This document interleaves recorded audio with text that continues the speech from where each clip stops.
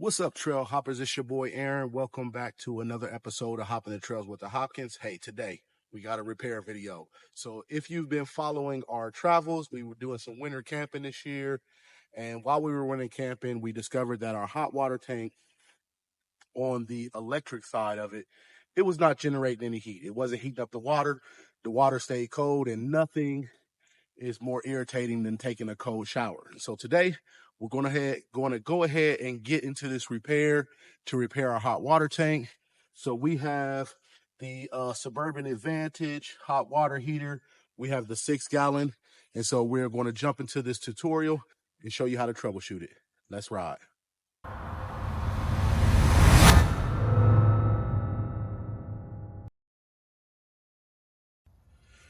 All right, trail hoppers. So we got everything set up here and we got everything opened up. And so we are going to run some tests. So we're going to be using our multimeter today. And the first thing we're going to test is we're going to make sure that the hot water tank, make sure that the heating element is getting power. So we got it here and we're going to check the volts on it. So we should be getting about 120 volts on this. And so in this situation, polarity is not going to matter. So we are going to get our leads on there. And so it looks like right now, I don't know if you guys can see that on camera, we are getting about 121.8 volts. So that means we got good power going to the heating element.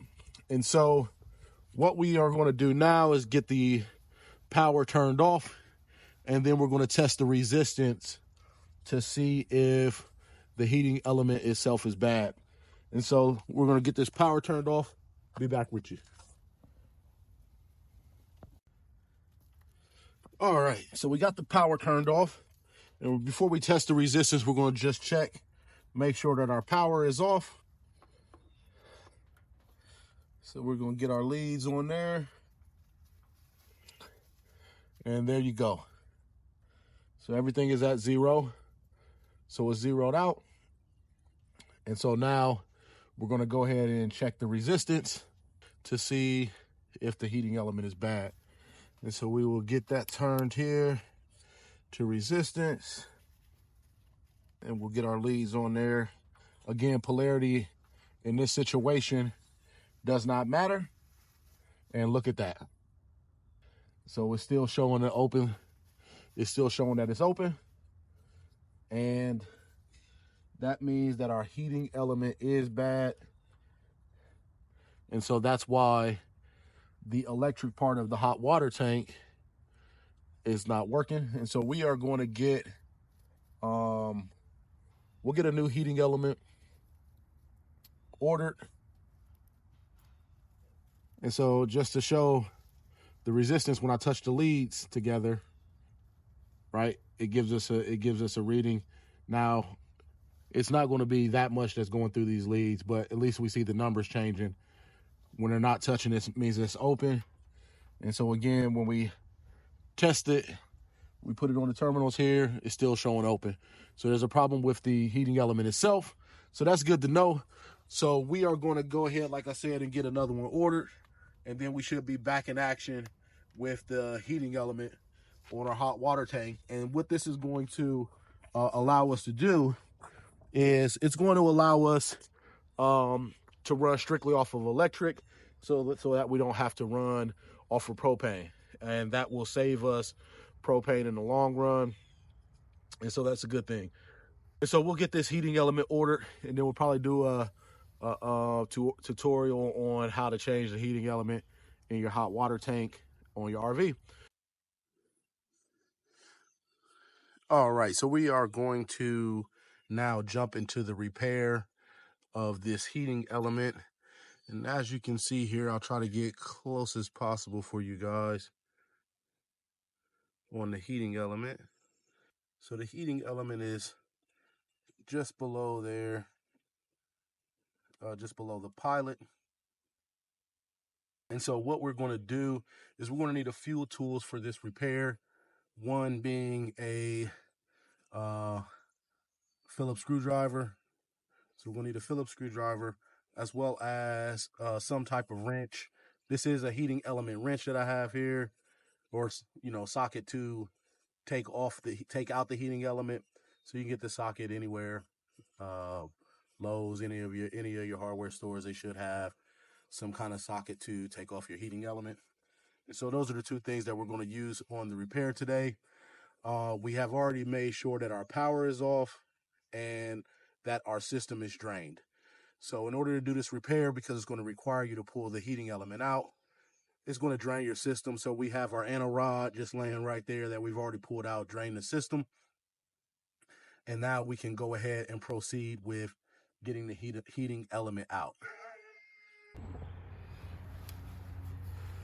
So we have already verified that our power is off. And so we are going to go ahead and get these connectors off here.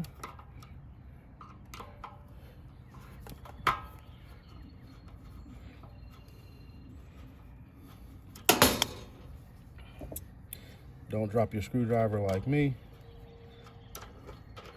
All right. And so we did, just as a precaution, we turned the main power off. We didn't just turn the power off at the switch. We turned our main power off. And so we got those disconnected. And now let's go ahead and get the heating element pulled out. So this is where that screwdriver kind of comes in handy. Now it shouldn't be too tight on there. So once you get it started, you should just be able to untwist it, ashy hands and all.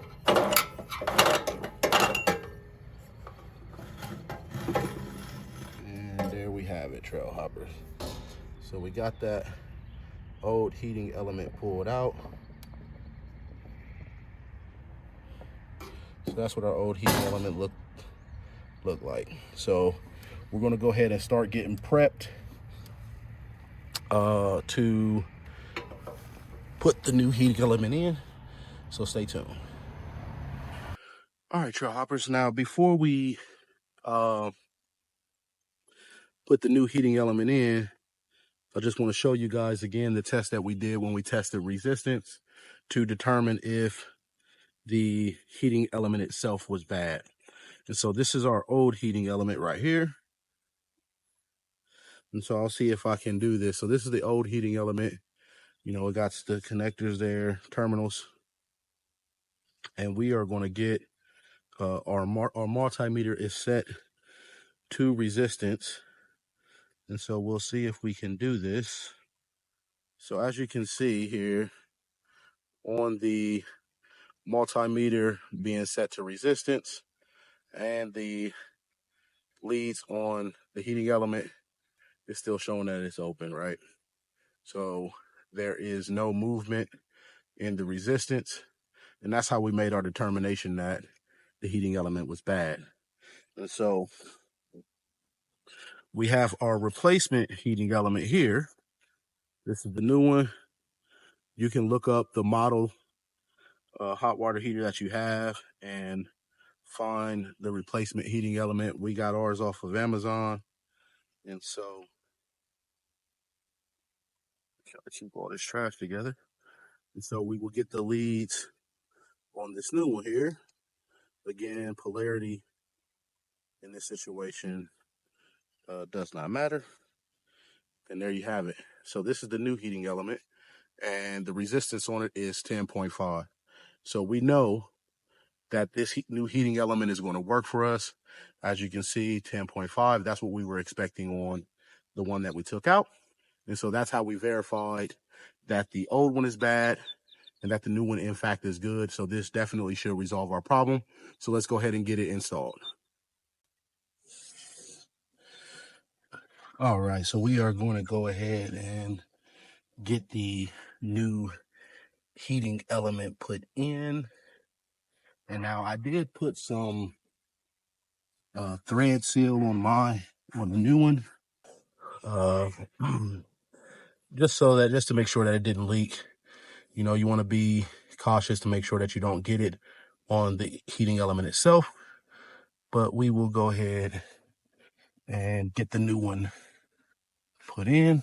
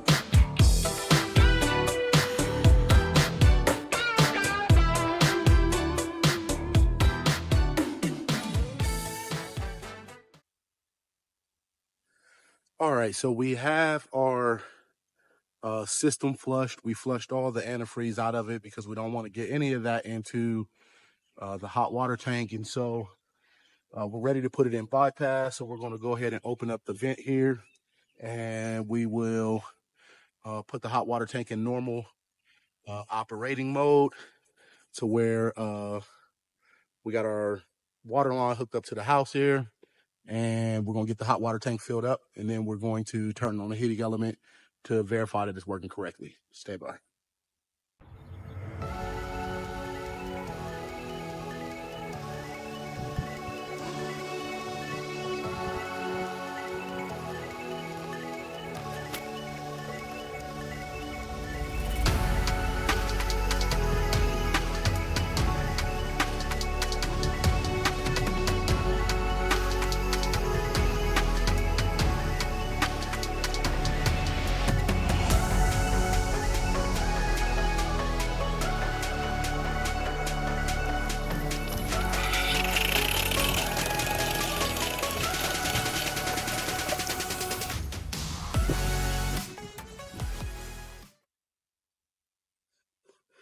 All right, Trail Hopper, so we got the hot water tank filled up. And so now we are in the inside of our rig at our control panel here. And so we have a switch for gas heater when we want to run off of propane. But then we also have electric heater. And so we are going to only turn on the electric heater side just to verify that the heating element is working correctly. All right, Trail Hoppers, so it has been about 30 minutes since we fired up that heating element. So let's give it a test on the hot water. And we definitely have hot water now. So that seemed to do the trick. Now, a few takeaways from this repair that is worth noting: when running on electric only on your hot water heater, the recovery time may be a little bit longer depending on how cold the water is. And so since we did a fresh refill just now, it did take a little bit of time for the water to finally start getting hot. But the water is definitely hot. And you can see up here on our panel that we are running just on the electric heater side. And so this has definitely been valuable for us. Like I said, when out there winter camping, we want to try to conserve on propane as much as possible. And so now that the hot water tank is running with the electric heating element, we should definitely do a lot better when it comes to heating the water for our rig. It should not have to recycle as much.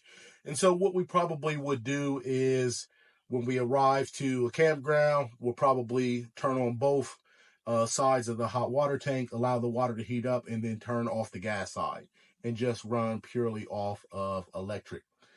And so hopefully you found this repair guide helpful to you, that you can resolve any hot water heating that you have in your rig. And so until next time, let's ride.